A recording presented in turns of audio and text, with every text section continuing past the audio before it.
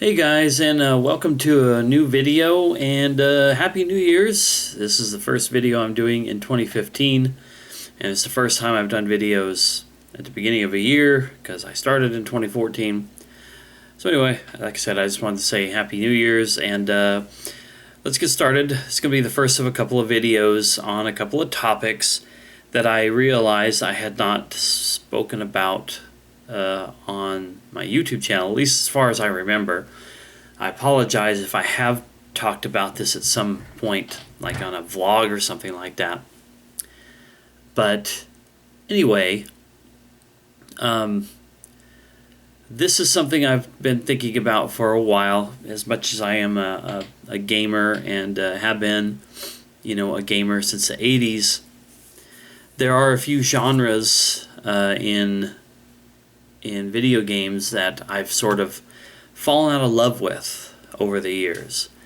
A couple of genres that I was really big fans of at one point, and just nowadays they don't do anything at all for me. So I'm talking about these two particular genres, and they are racing and fighting games, both of which used to be staples in my my gaming routine. And I'm going to start with fighting games because I was a fan of those probably further back than fighting games. It started for me with things like Street Fighter. I don't remember the exact titles of any of the Street Fighter games I played way back in the day, like Super Nintendo.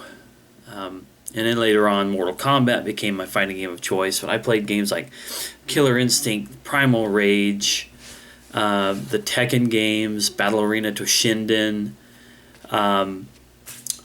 Virtua Fighter, Dead or Alive. I mean, the list goes on and on. I was never hardcore about any of it, but I loved fighting games. I loved to play the 2D styles and 3D style games when they came along.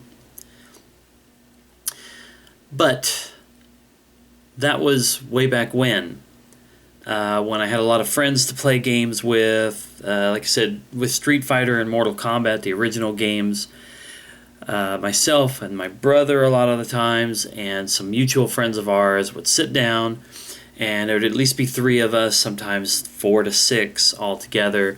Two people would start in a fighting match, and whoever won would continue to play. Whoever lost would be traded out with whoever didn't get to play.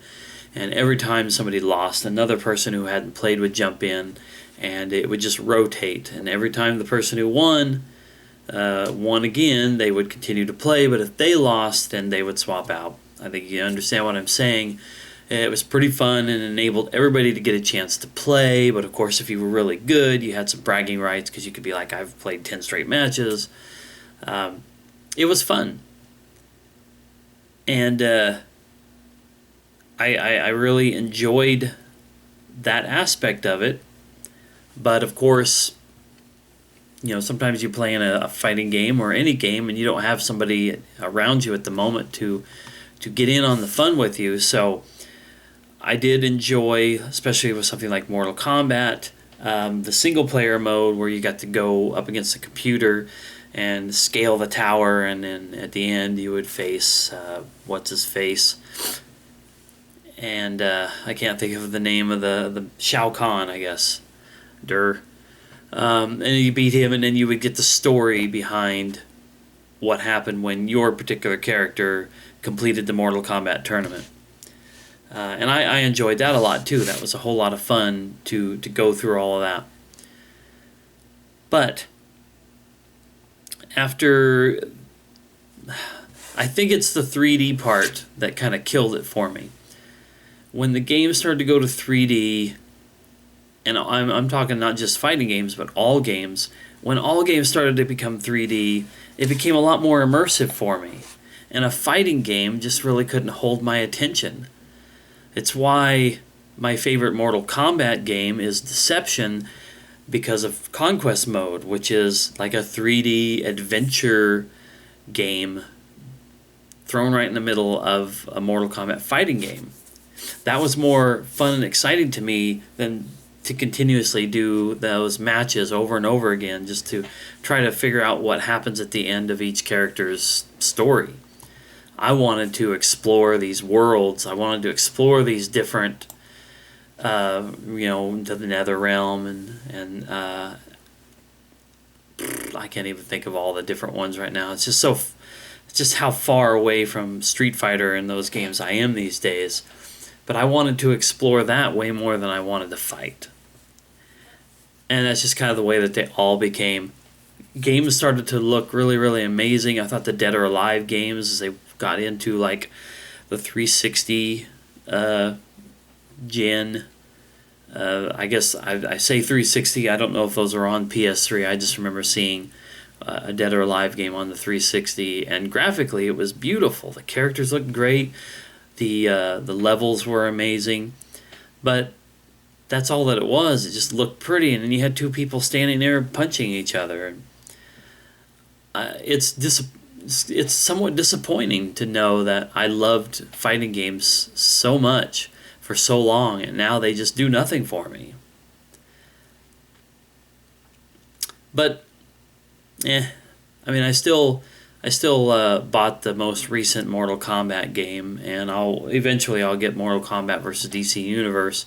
That will essentially have me owning all the Mortal Kombats except for like Super Nintendo versions of the game.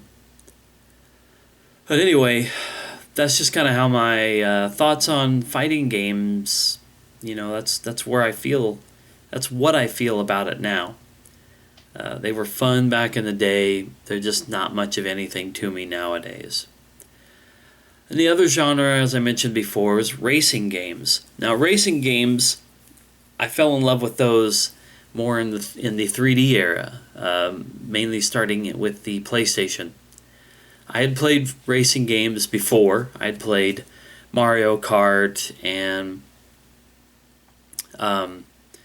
F-Zero, games like that. I'm sure like Excitebike could probably be considered that. Some really old school racing games.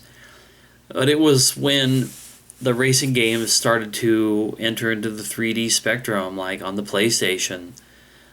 Games like the Need for Speed series, Burnout series later on like PS2. Those kind of games, I got really, really into them. But I think, much like the fighting game thing, it's a style of game that the game lasts as long as you want it to. If you want to race once or 100 times, that's up to you. There's no set longevity to a racing game or anything, because it's just kind of up to you to decide how long you're going to play it. And it gets really tedious, in my opinion, to race around a track over and over and over again. I just don't see I can see where other people find a challenge in it, but for me, the challenge would be staying awake and not wanting to pull what little hair I do have left out. I'm not trying to come down hard on people who love fighting games and racing games. It's just not for me anymore. Like I said, I fell out of love with them. It's not my idea of a good time any longer. And it's a bummer to me, because I do love those games, and I have a lot of both styles of games in my collection, but seeing myself playing those games anytime soon, it's not going to happen. They just don't do it for me.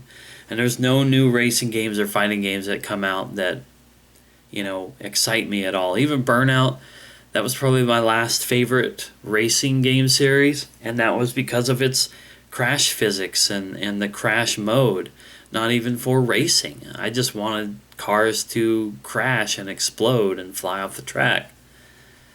So, I don't know. There's a lot of game genres out there that I've never played. There's a lot of them that I still really, really love.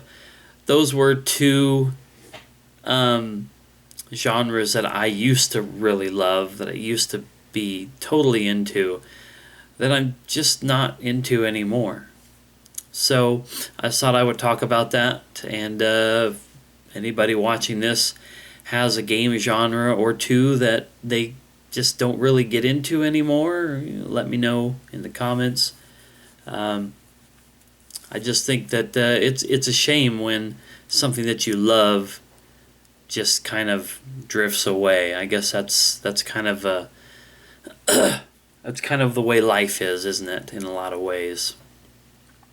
But anyway, thanks for watching. That's all I wanted to say about this. I'm going to have another video up shortly after this to talk about another thing that I have posted in forums about, but I'd never touched on here for my channel that I remember. So stay tuned for that, and I'll see you next time.